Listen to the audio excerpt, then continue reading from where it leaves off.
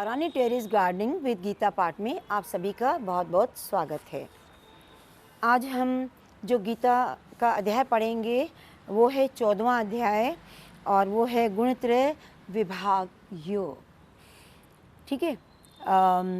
ये जो मेरा जो है गार्डनिंग विद गीता पाठ, आप ज़रूर गार्डनिंग कीजिएगा, गार्डनिंग को देखिएगा, इन गीता पाठ ज़रूर सुनिएगा। अगर आपको बहुत आनंद आता है, अच्छा लगता है तो आप लाइक और शेयर ज़रूर करना, ज़्यादा से ज़्यादा लोग गीता पाठ को सुन सकें, नेचर के साथ जुड़ सकें, बच्चों को जोड़ सकें। ठीक है, जो मेरा यही लक्ष्य है कि ज़्यादा से ज़्यादा लोगों तक गीता कृष्ण का जो है वो पहुँचे और जो भी समय है लोग नेचर को समझें और उनको दें। जय श्री कृष्ण। आज हम करने वाले हैं गुणत्रय विभाग योग 14वां अध्याय। श्री भगवान ने कहा, फिर भी मैं ज्ञानों में श्रेष्ठ ज्ञान तुमको कहता हूँ, जिसको जानने से सारे मुनिजन मोक्ष रूप परम सिद्धि को प्राप्त हुए हैं।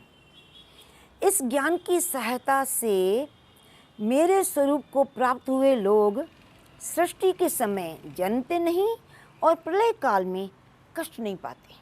अब आप देखो कितना ज्ञान की महत्ता है। ठीक है। अब नेक्स्ट, हे अर्जुन, परब्रह्म मेरी योनि है, मैं उसमें गर्भ को रखता हूँ और उसमें भूतों की उत्पत्ति होती है। हे कौन्तेय, सब धर्मों में जो विभूतियाँ उत्पन्न होती हैं उनकी उत्पत्ति स्थान प्रकृति है।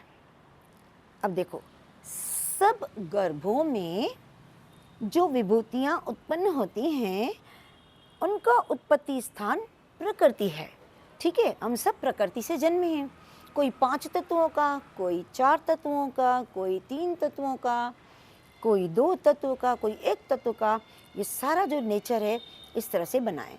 अब मानुष देह को क्या बोलते हैं कि 5 तत्वों का पुतला है। हम नेचर से, प्रकृति से 5 तत्वों से बने हैं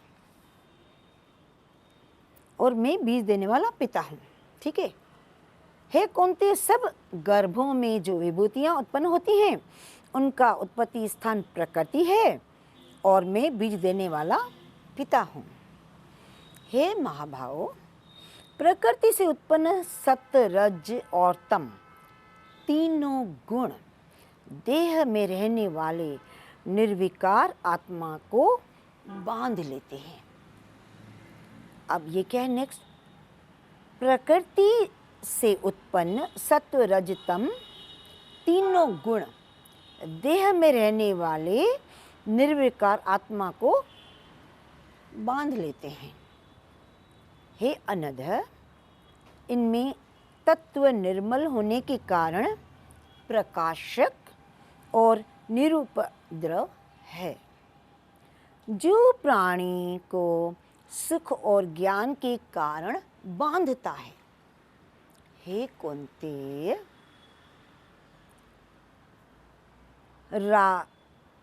रागात्मक रजोगुण से तृष्णा और आसक्ति उत्पन्न होती है। अब रजोगुण से क्या उत्पत्ति है? रजोगुण से क्या उत्पत्ति होती है?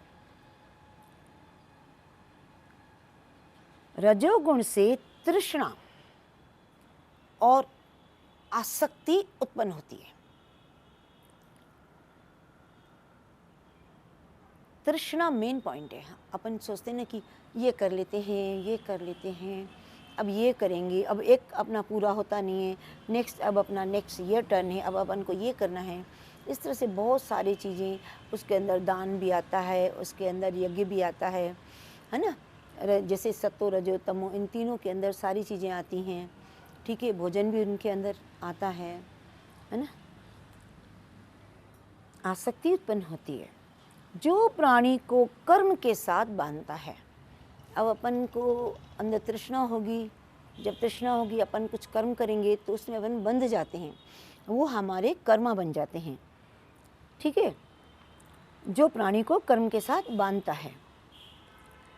तमोगुण की उत्पत्ति अज्ञान से है। अब तमोगुण की उत्पत्ति अज्ञान से। अज्ञान माने क्या? जिसको अच्छा बुरा का कुछ समझ ही नहीं हो, जो अपने विवेक का इस्तेमाल ना करें, राइट क्या है रॉन्ग क्या है उनको कुछ पता नहीं होता है, बस उन्होंने किया, चाहे वो रॉन्ग हो, चाहे वो लीगल हो, चाहे वो इलीगल हो, चाहे वो सही हो, चाहे गलत हो, उन्होंने जो समझ में आया कर लिया, अपने बुद्धि का विवेक का इस्तेमाल ना किया।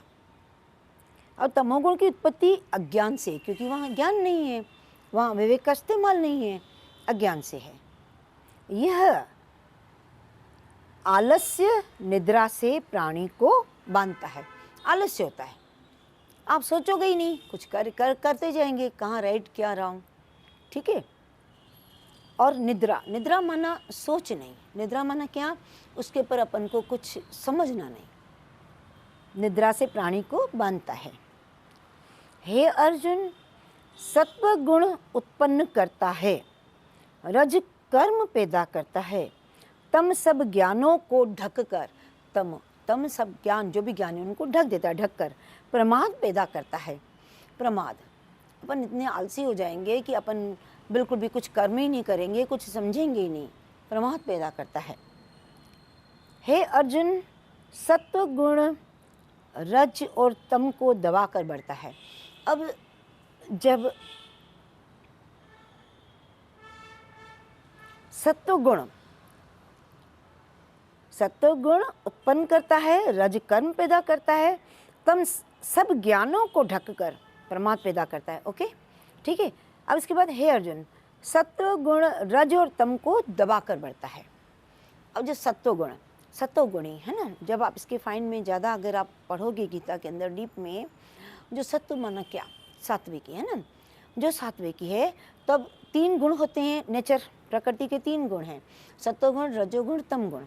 अगर सत्व गुण बढ़ गया, ठीक है, अब तो कौन दब गए, रजोगुण उसके सामने दब जाएगा, तमोगुण उसके सामने दब जाएगा। तो सत्व गुण की जब अधिकता होती है तो तम और रज को दबाकर वो आगे बढ़ता है। इसी प्रकार रज, अब जो रज है, रजोगुण, रज सत्व और तम को, सत्व और तम को, अब रजोगुण की बढ़ोतरी हो जाएगी। रजोगुण में क्या है, मैं, मेरी, ये सब आ जाएंगे उसके अंदर, तृष्णा, सारी ये चीज़ें करना, तो क्या दब जाएगा, तमोगुण दब जाएगा, ठीक है, और सत्वगुण दब जाएगा, तब रजोगुण ऊपर होगा। अब कोई भी एक गुण ऊपर होता है तो 2 गुण नीचे दब जाते हैं। अब अगर अपना ठीक है, इसी प्रकार रज सत्व और तम को, और तम, अब रज क्या करेगा, सत्व और तम को दबा देगा, और उसी तरह तम सत्व को और रज को दबाकर बढ़ना चाहता है। अब जो तमोगुण है, अब वो तमोगुण अगर ऊपर हो जाएगा, ठीक है, विवेक का इस्तेमाल नहीं करेगा, राइट रॉन्ग क्या है, तो उसने कौन से को दबा दिया, सत्व को दबा दिया और रजो को दबा दिया, ठीक है। अब सत्व को दबा दिया और रज को दबाकर बढ़ना चाहता है। इस देह में नेक्स्ट जो ये जो अपनी देह है, इस देह में इंद्रियों के द्वारा, अब इंद्रियां अपनी अपनी इंद्रियां क्या 10 होती हैं, 5 तो कर्म इंद्रिय होती है, 5 ज्ञान इंद्रियां होती हैं। अब इस देह में इंद्रियों के द्वारा जब ज्ञान का प्रकाश उत्पन्न हो, अब इंद्रियों के द्वारा जब ज्ञान का प्रकाश उत्पन्न हो, तब समझिए सत्व गुण की विशेष वृद्धि होती है। जब ज्ञान आ जाएगा तो सत्व गुण अपन प्रधानी बन जाएंगे, क्योंकि अपने घर विवेक का इस्तेमाल हो जाएगा, राइट क्या है रॉन्ग क्या है अपन को पता पड़ जाएगा, तो हम राइट वाली चीज़ें करेंगे, रॉन्ग वाली को अपन नहीं करेंगे। ज्ञान माध्यम, जब ज्ञान होगा तभी तो अपन को समझ में आएगा ना, है ना, कि राइट क्या है रॉन्ग क्या है, सही क्या है गलत क्या है, अच्छा क्या है बुरा क्या है। मेन इसके अंदर इसी तरह का है 14वें अध्याय का गुणत्रय विभाग योग, इसीलिए इसका नाम गुणत्रय विभाग योग है, क्योंकि विभाग है सत्वगुण, रजोगुण एंड तमोगुण। अब इस देह में इंद्रियों द्वारा जब ज्ञान का प्रकाश उत्पन्न हो, तब समझिए सत्व गुण की विशेष वृद्धि हुई है, ठीक है। अब हे कुंती, रजोगुण की वृद्धि में, अब जो रजोगुण है, रजोगुण की वृद्धि में लोग कर्मों में, अब जो रजोगुण बढ़ जाता है, जब रजोगुण की वृद्धि में, ठीक है, लोभ, कर्मों में प्रवृत्ति, कर्मों का प्रारंभ, अशांति और इच्छा उत्पन्न होती है। अब देखो, रजोगुण है, एक उदाहरण, अरे आज हम एक अपना ऑफिस बना लेते हैं, ठीक है, आपके अंदर इच्छा हुई, अरे ऑफिस बनाने में टाइम लेगा, ये तो आप उसके ऊपर थिंक करोगे, ठीक है, प्रॉपर करोगे, प्रॉपर करते करते कभी आपकी और इच्छा आ जाएगी, ऑफिस के साथ साथ अपन ये भी चीज़ कर लेंगे, वो चीज़ कर ली आपने, उसके बाद रुकोगे तो आप अपने इस ऑफिस को वेल ऑर्गेनाइज इस तरह से करेंगे। तो जो इस तरह की चीज़ें होती हैं वो क्या होता है, वो रजोगुण के अंदर, रजोगुण की जब अपने अंदर वृद्धि होती जाती है तो ये चीज़ें बढ़ती जाती हैं। रजोगुण की वृद्धि में लोग कर्मों में प्रवृत्ति, कर्मों का आरंभ, अशांति होती है। जैसे जैसे अपना ये पावर इस तरह में अपना ध्यान ज़्यादा जाता है तब हमारे अंदर अशांति आती है। आज आप देखेंगे कि दुनिया में सब कुछ होने के बाद, इतनी संपन्नता के बाद मुझे नहीं लगता कि कोई भी एक शांति, हाँ शांति उन्हें है जिन पे परमात्मा का हाथ है, जिनको गुरु ज्ञान मिल गया और जिन्होंने गुरु ज्ञान लेकर उसके ऊपर अमली कार्रवाई की।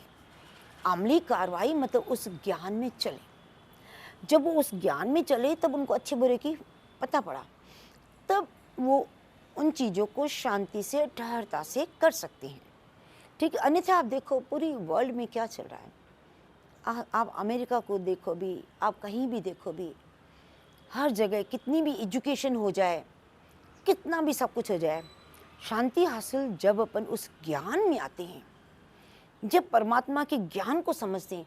अब ये है कि आजकल लोग ये भी सोचते हैं कि ज्ञान कहाँ से लें, कैसे लें, जो हमारे अंदर अच्छा प्योरिटी जाए। आप नेचर को समझो, हम नेचर से पैदा हुए हैं, जब तक हम नेचर को नहीं समझेंगे तो हम उस ज्ञान को, उससे वहाँ से ज्ञान उत्पन्न होगा, नेचर से उत्पन्न होगा, उत्पन्न हो के फिर आप समझ जाओगे कि कैसे अपन को आगे चलना है, मंजिल कैसे मिलेगी। मंजिल तो अब जो अपन धर्मशास्त्र पढ़ते हैं तो गुरु में आने के बाद, गुरु करने के बाद बोलते हैं मंजिल मिलेगी, ठीक है, एक अपन को वो अच्छा पथ मिल जाता है, ठीक है।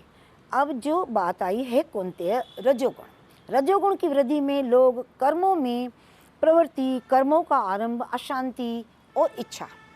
आज वर्ल्ड में अशांति और इच्छा सब कुछ होने के बाद ये ज़्यादा है, कितना ही करें उस पर जब तक अपन ज्ञान से कंट्रोल नहीं करेंगे, समझेंगे नहीं, तो वो चीज़ और बढ़ती जाती है, अशांति और इच्छा उत्पन्न होती है।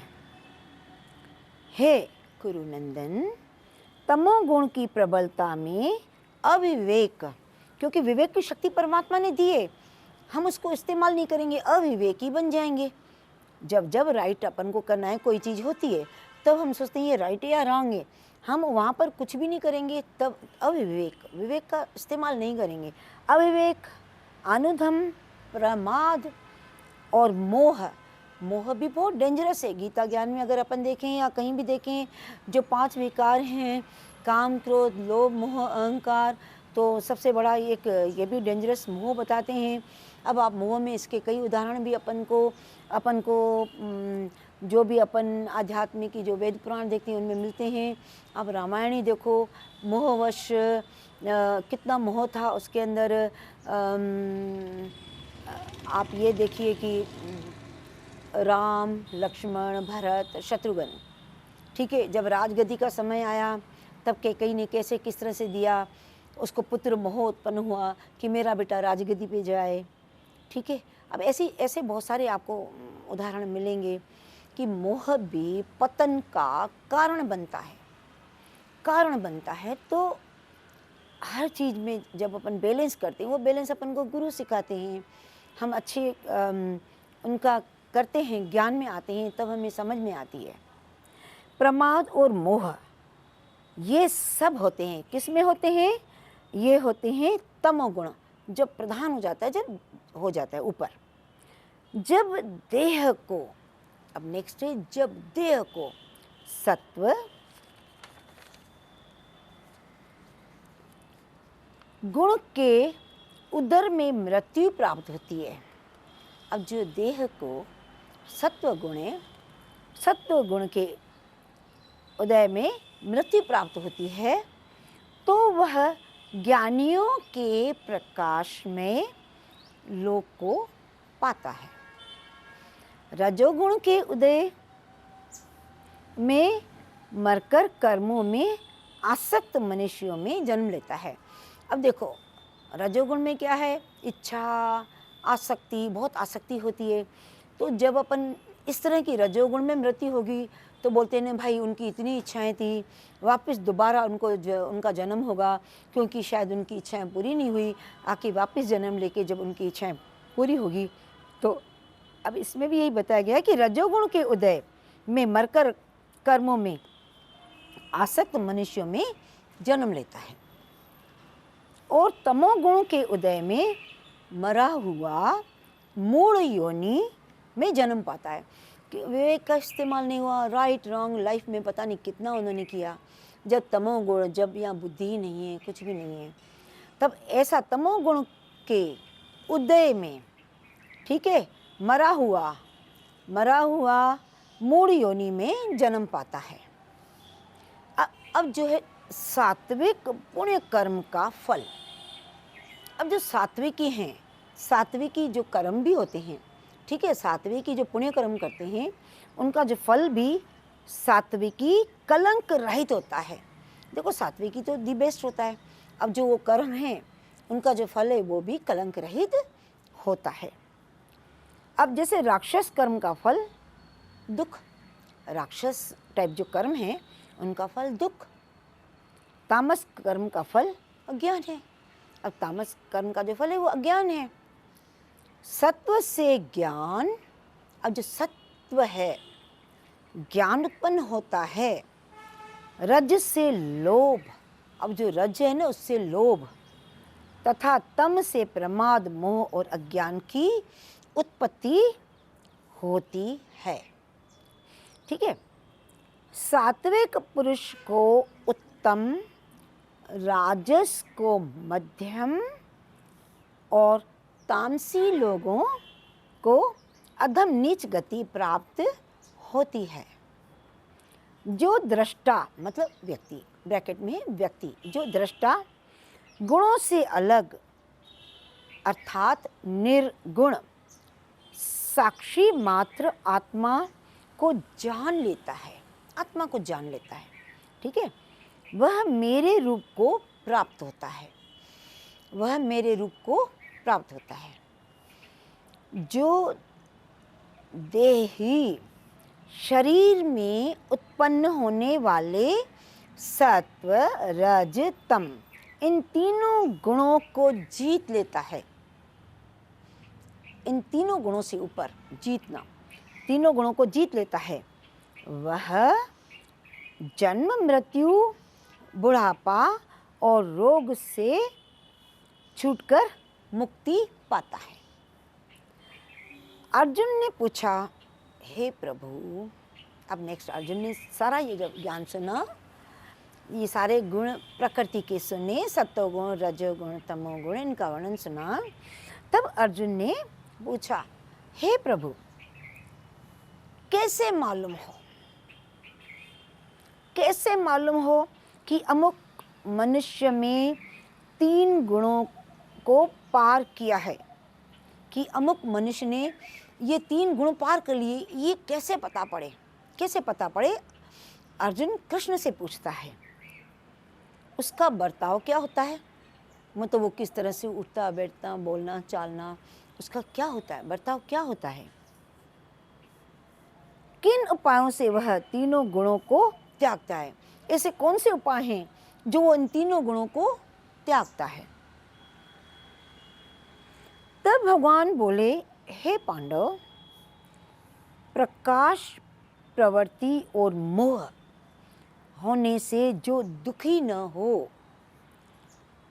और निवृत्ति होने से उनकी इच्छा न करे, उदासीन मनुष्य के समान जिसको सब दुखी न हो और गुणों के कर्म होते ही हैं, जो गुण है उनके कर्म होते ही हैं, यह जानकर जो निश्चित रहता है।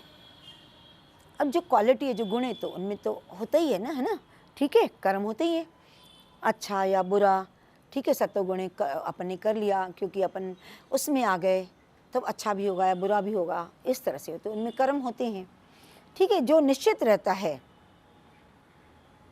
यह जानकर जो निश्चित रहता है और कभी विचलित नहीं होता, डिस्टर्ब नहीं होता, कभी विचलित नहीं होता, बैलेंस, जो कभी विचलित नहीं होता, जिसको सुख और दुख, मिट्टी पत्थर और स्वर्ण, प्रिय अप्रिय, निंदा और स्तुति समान हैं, जो धीर है, जो धीर है, जिसने सभी बखेड़े छोड़ दिए हैं, जो धीर, धैर्यवान, जो धीर है, जिसने सभी बखेड़े छोड़ दिए हैं, उसे गुणातीत कहते हैं, उसे गुणातीत कहते हैं।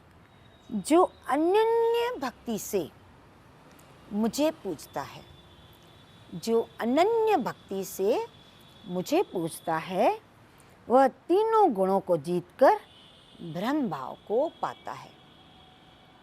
जो अनन्य भक्ति से मुझे पूजता है, ठीक है, वह तीनों गुणों को जीतकर ब्रह्म भाव को पाता है। क्योंकि ब्रह्म का और विकार रहित मोक्ष का और सनातन धर्म का और अखंड सुख का भंडार मैं ही हूँ, ठीक है। क्योंकि ब्रह्म का और विकार रहित मोक्ष का और सनातन धर्म का और अखंड सुख का भंडार मैं ही हूँ। इति सुपनिषद ब्रह्म विद्या योग शास्त्रे श्री कृष्ण अर्जुन संवादे विभाग गुणत्रय योगो नाम चतुर्थ अध्याय। जय श्री कृष्ण भगवान की जय। श्री कृष्ण गोविंद हरे मुरारी, हे नाथ नारायण वासुदेवा। अब हम 14वें अध्याय का महात्म्य प्रारंभ करेंगे। 14वें अध्याय का महात्म्य प्रारंभ है। अब श्री नारायण बोले, हे लक्ष्मी, संगलदीप का राजा एक दिन शिकार खेलने को चला। कहाँ का राजा? संगलदीप का राजा एक दिन क्या किया? उसने शिकार खेलने को चला।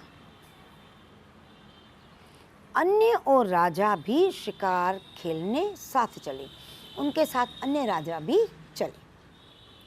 संगलदीप के राजा ने दूसरे राजाओं के साथ शर्त बांधी।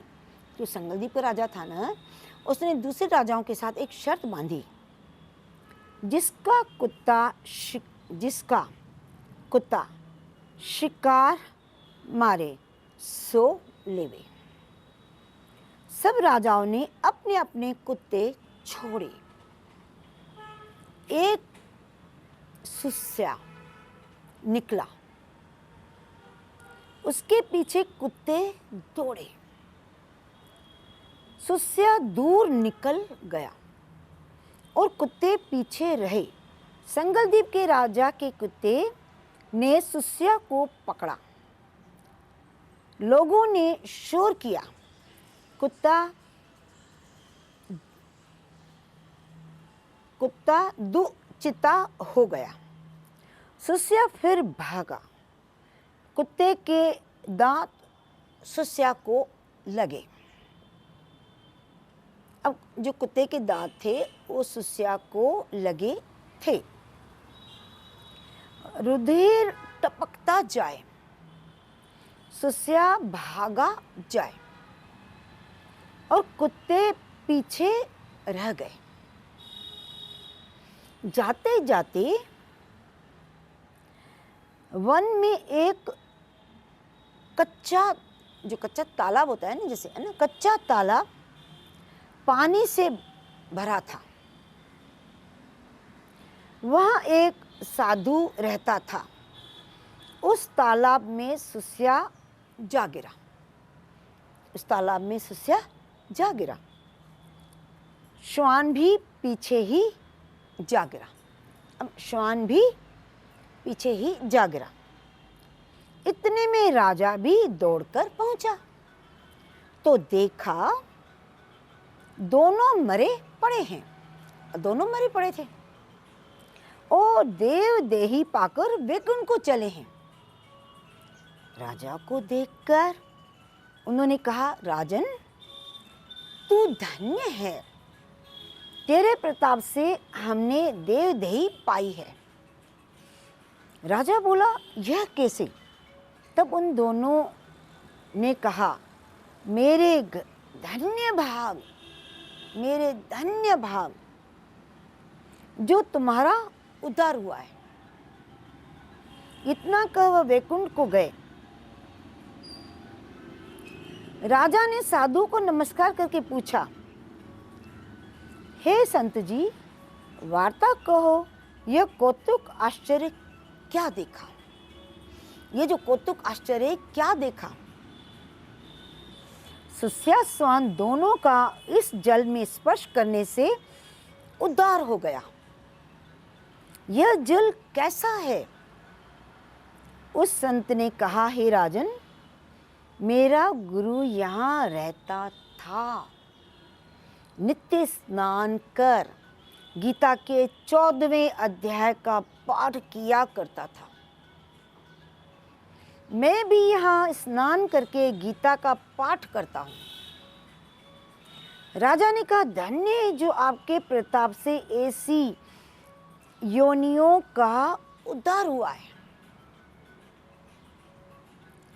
मेरे धन्य भागे, मेरे धन्य भागे जो आपका दर्शन हुआ है। श्री नारायण जी ने कहा, हे लक्ष्मी, 14वें अध्याय का महात्म्य तुमको कहा। जय श्री कृष्ण। अब आप देखिए 14 अध्याय का क्या महात्म्य था कि जैसे जल में गए, और जल में देखो कितनी पवित्र चीज़ें होती हैं कि उनका ये देह, ये छोटा शरीर, और उन्होंने देवताओं की इस तरह से देह पाकर आगे स्वर्ग लोक वैकुंठ लोक को गए। ये है ज्ञान का। अब देखो क्या बताए, श्री नारायण जी ने कहा, है लक्ष्मी, 14वें अध्याय का महात्म्य तुमसे कहा। जय श्री कृष्ण। श्री कृष्ण गोविंद हरे मुरारी, हे नाथ नारायण वासुदेवा। श्री कृष्ण गोविंद हरे मुरारी, हे नाथ नारायण वासुदेवा। जय श्री कृष्ण। नमस्ते। तारानी टेरेस गार्डनिंग विद गीता पाठ में आप सभी का बहुत बहुत स्वागत है। जैसा कि मेरे इस यूट्यूब चैनल में गार्डनिंग कराती हूँ और गीता पाठ का ज्ञान होता है। अभी रेनी सीजन आ गया है, खूब चारों तरफ हरियाली हरियाली है। खूब अच्छे पौधे ग्रो हुए हैं। अभी थोड़े दिन पहले ही खूब सारा कटिंग किया था, इनका ट्रिमिंग किया था। अच्छा, क्योंकि इनका ग्रोइंग टाइम है। बस आप अपने पौधों को कटिंग, रुपाई, गुड़ाई, जिसमें ज़रूरत है उसमें खाद, टाइमिंग सबका अपना रहता है। खूब सारे किसी के पौधे हैं तो कभी किसी गमलों में खाद जा रहा है, कभी किसी का कोई टाइम पीरियड हो तो आप उसका ध्यान रखें। ज़्यादा ग्रो हो गए तो बेटर आप उनका उस तरीके से, भाई बेले हैं तो उस तरीके से, बुशी हैं तो उस तरीके से आप कटिंग करें जिससे उनका अच्छा प्रॉपर ग्रोथ हो, है ना। आप उनको शेप भी दे सकते हैं। और मैं ये बोलूँगी कि अगर आपने गार्डनिंग नहीं करी है या प्लांट्स नहीं लगाए हैं तो आप ज़रूर प्लांट्स लगाइए। प्लांट्स ही जीवन है, ज़रूर लगाएं। बच्चों को भी ये शिक्षा दें। अगर आप फ्री हैं, आपके पास समय है, नहीं समय है तो भी समय निकालें। ये हमारी रक्षा करते हैं और इनका बहुत मेडिसिनल वैल्यू भी है। आप अपने नीड के हिसाब से भी अपने प्लांट्स लगा सकते हैं, है ना। और अभी रेनी सीजन है तो आप खूब सारी वेजिटेबल ग्रो कर सकते हैं। फ्लावर्स के सीड डाल के आप फ्लावर्स के लिए भी आप पौध तैयार करके विंटर के लिए भी आप तैयार कर सकते हैं रेनी सीजन में। और मैं आज जो सिखाने वाली हूँ वो मैं बताने वाली हूँ क्रोटन। ठीक है, क्रोटन एक इस तरह का शेडी प्लांट है। वो आप इंडोर आउटडोर, वैसे तो शेडी है, थोड़ा सा टेम्परेचर का है, एकदम सन में उसको नहीं रख सकते क्योंकि शेडी होने के कारण थोड़ा अगर 2-3 घंटे का धूप ठीक है। बाकी तो उस तरह से आप उनको रखते हैं आप अपने पोर्च में, बालकनी में या जहाँ शेड है वहाँ आप उसको रख सकते हैं। आजकल तो सीढ़ियों वगैरह में, सीढ़ियों में मैं अवॉइड करवाना चाहती हूँ, या तो प्रॉपर नीचे उसके अंदर ड्रेनेज का हो तब आप सीढ़ियों पे रखें, है ना। और अभी मैं आपको बताती हूँ, मेरे पास जो क्रोटन हैं आपको मैं उनको बताती हूँ। मेरे पास इस तरह की क्रोटन की वैरायटी है। ये 5-6 तरीके के क्रोटन हैं, ठीक है। लंबी पतली डंडी वाला भी है, ये पतली है, ठीक है। ये बड़े पत्ते वाला है, इसमें देखो रानी कलर इस तरह के आ रहे हैं। और इसको तो बोलते हैं कि ये जो है कि मछली के जैसे इसके पत्ते होते हैं, बहुत सुंदर लगता है, बहुत बढ़िया क्रोटन है। और ये भी, और क्रोटन की काफ़ी सारी वैरायटी होती है। बस वही लगाने से पहले आपको सावधानी बरतनी पड़ेगी, है ना। मिट्टी का और ड्रेनेज का और धूप का, किस तरह से अपन इसको लगाएं। और काफ़ी चलते भी हैं अच्छी तरह से, और इनकी बहुत सुंदरता भी होती है ना। आप किस तरह से लगाएंगे, मेन वही रहता है, मिट्टी का, खाद का, धूप का, है ना। तो बाकी तो ब्यूटी आती है। अभी क्योंकि थोड़ा रेनी सीजन है, मेरे बालकनी में थे, मैंने अभी इसको टेरेस पे रखा है। बीच में बहुत धूप थी, तो उस धूप के कारण, है ना, मैं इनको बालकनी में लेके गई थी, है ना। अब मौसम अच्छा है, हल्की बारिश भी है, तो बारिश में यहाँ बैठते भी आनंद भी आता है। तो अभी इनको मैंने यहाँ रखा हुआ है। मैं ये चाहती हूँ कि आप भी क्रोटन लगाएं, जिन्होंने नहीं लगाया है। बहुत अच्छा इसका लुक आता है। और बाकी तो बस ग्रीनरी तो ग्रीनरी होती है। प्लांट्स ज़रूर लगाइए, है ना। आजकल जो गार्डनिंग करते हैं उनको पता होता है कि जो भी गमला लगाओ इसके अंदर 16 इंच का तो होना ही चाहिए। आप शुरू में लेके छोड़ देते हो, बाद में अगर आप शिफ्ट भी करते हो तो तरीका तो यही होता है कि 16 इंच का तो गमला होना चाहिए। अच्छा ड्रेनेज उसके अंदर हो, और मट्टी के अंदर आप कोकोपीट ये वो सब मिलाकर कंप्लीट करके, खाद डाल के, है ना। ज़्यादा वज़न वाला भी आजकल अवॉइड करते हैं अगर टेरेस पे लगाना है। तो उस तरह से आप अगर लगाते हैं और टेम्परेचर का ध्यान रखते हैं तो बहुत अच्छे से चलते हैं। मेरे काफ़ी समय से ही हैं, चल रहे हैं। अभी धूप में थोड़ी सी देखो पत्तियाँ जा रही थी, बाकी तो वापस अब फिर बुशी हरा हो रहा है बढ़िया सा। आइए मैं अब आपको बताती हूँ। देखिए, कोई भी प्लांट अगर लगाते हैं या कुछ भी अपन थोड़ा सा सीखते हैं तो हमें अपन को डायरी में नोट करना चाहिए।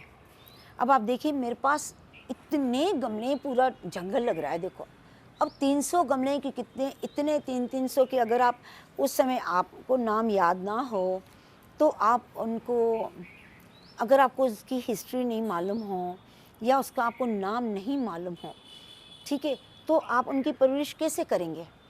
या आपको उनको मालूम होना चाहिए कि उनको शेडी प्लांट है या सनी प्लांट है, थोड़ा बेसिक है ना, ठीक है। तो आप शॉर्ट अगर आप डायरी में रखते हैं तो आपको अच्छा लगेगा। आप अपनी डायरी खोलकर आप उनका और अच्छा सा कर सकते हैं। अब मैं आपको बताती हूँ, जैसे आज अपन क्रोटन के बारे में बताते हैं, ठीक है। सबसे पहले तो क्रोटन बहुत सुंदर, मुझे बहुत पसंद है। मेरे पास इंडोर में बहुत रखे हुए हैं। दूसरा पॉइंट, पहला पॉइंट बहुत सुंदर है, वो तो मेरे मन की बात है, ठीक है। पहला पॉइंट, क्रोटन प्लांट की बहुत वैरायटी होती है, ठीक है। जैसे अपने फ्रूट्स में भी देखो, जैसे एप्पल में वैरायटी होती है। एप्पल में भी अगर सोचेंगे कि एप्पल में भी कम से कम 35 वैरायटी होती हैं। कोई डिलीशियस होता है, कोई कश्मीरी सेब होता है, तो कोई शिमला का, सबका अलग अलग टेस्ट और रहता है ना। उसी तरह से इसमें भी खूब सारी वैरायटी है क्रोटन में, है ना। और दूसरा, कुछ एक की पतली पत्तियाँ होती हैं, कुछ एक की मोटी होती हैं, कुछ एक की लंबी होती हैं, ठीक है। अब कुछ एक जो क्रोटन है उनकी पत्तियों की अलग अलग कलर होते हैं, कुछ में येलो ज़्यादा दिखेंगे। अब देखो इसमें मिक्स है, ठीक है। इसमें आप देखेंगे तो इसमें कुछ रानी कलर का शेड आ रहा है। अब आप देखिए तो इसमें क्या है, देखो रानी कलर का शेड, आप ध्यान से देखेंगे ना, ये देखो शेड कितना प्यारा है, ये देखो, ये देखिए, ये देखो, है ना। अब इसमें ऊपर से ग्रीन भी आ रहा है, ये देखो थोड़ा येलोइश भी है, तो कितना सुंदर है ना। ये मेरा कलर हुआ था, कलर के छींटे रंग मास्टर ने लगाए थे, उनको बोला बहुत ध्यान से करो, तो भी इसमें छींटे आ गए हैं। कलर कर रहे थे तो फिर हटवा दिए थे। ठीक है, अब ये देखो आप इसमें डार्क ग्रीन, थोड़ा लाइट ग्रीन और येलो मछली के नुमा के पत्ते हैं। ठीक है, अब इसके अंदर देखो, ये देखो हरा ज़्यादा आ रहा है, कुछ एक में तो येलो येलो येलो वाले भी होते हैं। सबके बहुत सारे नाम अलग अलग हैं और कुछ झाड़ियों की तरह बढ़ते हैं, पतले पतले झाड़ियों की तरह, और कुछ एक की छोटी पत्तियां होती हैं। अब आप ये देखिए, पत्तियां इनकी छोटी है, छोटी है, तो सबका अपना अपना अलग है। ठीक है, आपको किस तरह का लगाना है, आपको कौन सा पसंद है, वैरायटी काफ़ी होती है। अब कुछ क्रोटन झाड़ की तरह भी होते हैं, है ना। ठीक है, कुछ क्रोटन की गोल्डन पत्तियां होती, गोल्डन कलर की पत्तियां होती हैं, गोल्डन लीफ, गोल्डन कलर की पत्तियां होती हैं। ठीक है, अब ये प्लांट कैसा है, अब इसके अंदर एयर प्यूरिफिकेशन का काम होता है। देखो आप तभी आप जहाँ बैठते हो, पोर्च में कहीं भी आप अच्छे से लगा लेते हो, तो ये एयर का उसका फ्रेश का काम करता है।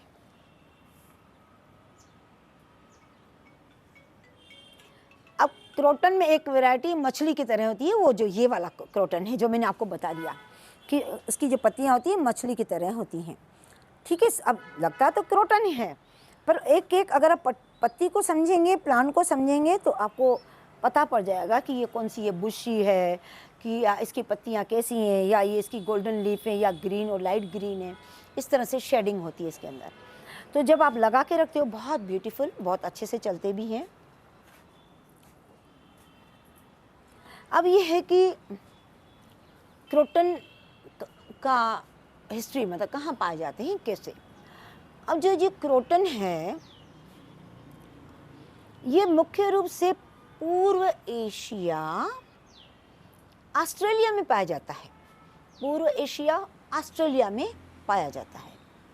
क्योंकि जो प्लांट अपन लगाते हैं, मेरा ये मानना है कि अपन को थोड़ी नॉलेज भी होनी चाहिए। जरूरी नहीं कि अपन इतनी सारी चीज़ें, क्योंकि इतनी वैरायटी होते हैं, इतने नाम होते हैं, तो बेसिक आप अपनी डायरी में नोट कर दो। प्लांट जो लगा रहे हो तो नॉलेज भी तो होती है, उससे आप उनकी इसीलिए की केयर अच्छी कर सकोगे। हम सत्संगों में जाते हैं, आजकल आपने देखा होगा कि सत्संगों में जाते हैं, जब गुरु प्रवचन देते हैं, कुछ पॉइंट कुछ ऐसे होते हैं तो जो कुछ नोट कर लेते हैं। ठीक है, और जैसे कभी अपन ने सुना है कि पायो जी मैंने नाम रतन धन पायो। अब क्या करते हैं, जब उसके ऊपर जब इतना दृष्टांत, जब गुरु उसके ऊपर पूरा सत्संग करते हैं, तब कुछ डायरी में नोट करते कि पायो जी मैंने, मीरा जी ने कहा था पायो जी मैंने नाम रतन धन पायो। अब क्या है, उसके ऊपर सारा जैसे होता है, तो उसी तरह से जैसे हम इनके बारे में लिखेंगे, तो लिखने का उद्देश्य यही है कि हम इनकी अच्छी केयर कर सकेंगे, हम इनके बारे में प्रॉपर जानेंगे, समझेंगे, नेम समझेंगे, वैरायटी समझेंगे। आज मेरा बताने का फोकस सिर्फ उनका नाम जानो, उनकी वैरायटी जानो, उनके लगाने के तरीके कैसे होते हैं, वो शेडी हैं कि सनी हैं, ये नॉलेज अपन को हो। कैसी मिट्टी, अपन कैसी मिट्टी में लगाएं, क्योंकि सबका टेस्ट, सबका टेक्सचर और सबका ये अलग अलग होता है, हर प्लांट का। यहाँ पर देखिए आप, गमले में मेरे यहाँ एक चंपा भी है, फूल दे रहा है। आप देखिए उधर क्रिसमस भी है, आप देखिए पाम भी है। सबका कोई सनी है तो मैंने उनको धूप में, गुड़हल है तो मैंने उनको आगे वाली लाइन में डाल दिया, क्योंकि उनको जैसे धूप लगे। तो सबका अपना अलग अलग रहता है, एक जैसा नहीं होता। तो ये छोटी और बड़ी जो बेसिक चीज़ें होती हैं, अगर वो डायरी में नोट करके रखते हैं, तो हम ये चाहते हैं कि पौधे इतने अच्छे रहें, देख के भी आनंद आए, हमारा जीवन भी बदले और हमें स्वस्थ भी रखें। ठीक है, अब ये हो गया। अब ये है कि कितनी डिग्री में, अब ये जो क्रोटन है, दिन के समय 15-20 जो डिग्री होती है ना। अब 15-20 डिग्री ठीक है, अगर 35 डिग्री बहुत गर्मी हो तो आप प्लीज़ उनको थोड़ा सा शेड में रख दो, या आप उनको इंडोर कर दो, कुछ इस तरह से आप उनको करो। अगर बहुत ज़्यादा गर्मी है तो 1-2 घंटे तक तो ठीक है। बेसिकली ये शेडी प्लांट है, ये आपको ध्यान रखना चाहिए कि शेडी। बहुत लोग बोलते हैं कि क्रोटन हमारे पास सर्वाइव नहीं कर पाते। यस, क्योंकि उनकी भी केयर चाहिए ना, समय समय पर खाद, समय समय पर धूप का और उसका ध्यान रखना। अब जो इनके लिए जो दिन का तापमान 20 या 30 से ऊपर नहीं होना चाहिए। डे टाइम जो अपना टेम्परेचर है 20 या 30 तक। ये तो मैंने अभी इसलिए रखा है कि क्योंकि अपन ने सोलर लगवा दिया है, यहाँ पर शेड आ रहा है इसीलिए, है ना, क्योंकि टेम्परेचर कम हो जाएगा, आधा हो जाएगा क्योंकि लगा हुआ है। तो नहीं तो फिर इतना तेज़ धूप में ऊपर टेरेस पे सर्वाइव नहीं कर पाएंगे, या तो बालकनी में साइड में रखना पड़ेगा जहाँ इनको शेड मिले। अब इनके जो बहुत सारे, जब इतनी वैरायटी हैं तो नाम भी होते हैं, ठीक है। क्रोटन के नाम भी होते हैं, जैसे एप्पल के नाम होते हैं डिलीशियस है, जैसे आम के फ्रूट के नाम भी होते हैं। कितनी फ्रूट में वैरायटी है। आम में बादाम है ना, सफ़ेदा है, अल्फांजो है, लंगड़ा है, केसर है। समय समय पर ये निकलते हैं और समय समय पर मार्केट में आते हैं। उसी तरह से इनके नेम भी होते हैं। जो प्लांट आपने लगाया या आपने बुशी है कोई, तो आपको अपने उनके नाम भी पता होने चाहिए। एग्जाम्पल पेट्रा, ठीक है, और सनी स्टार क्रोटन, ठीक है, गोल्डस्ट,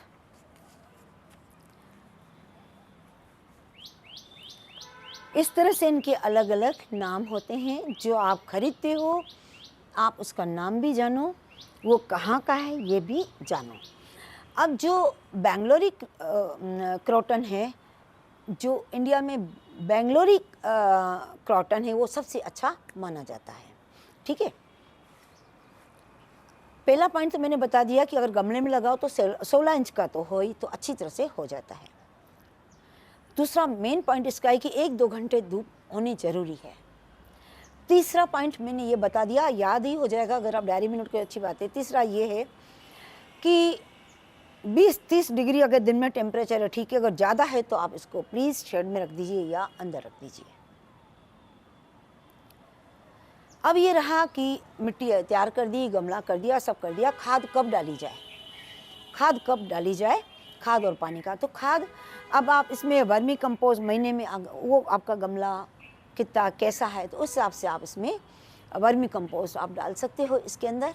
तो महीने में एक बार आप खाद डाल दीजिएगा, रुपाई खुपाई कीजिएगा। मिट्टी का आप देख लीजिएगा, बुरबुरी मिट्टी हो, थोड़ा सूखा हो पानी तब डालें, बहुत इस तरह का नहीं डालें। तो आपके बहुत ब्यूटीफुल क्रोटन होंगे। बहुत लोगों की शिकायत है कि हम लगाते नहीं हैं, इतने टिकते नहीं हैं, साल 6 महीने बाद 6 महीने बाद चले जाते। नहीं नहीं, मेरा बहुत समय से चल रहे हैं अच्छे से, ठीक है। आप अच्छे से पौधे लगाओ खूब बढ़िया से, और बस प्लांट्स लगाइए, एंजॉय कीजिए, गार्डनिंग कीजिए। Thank you.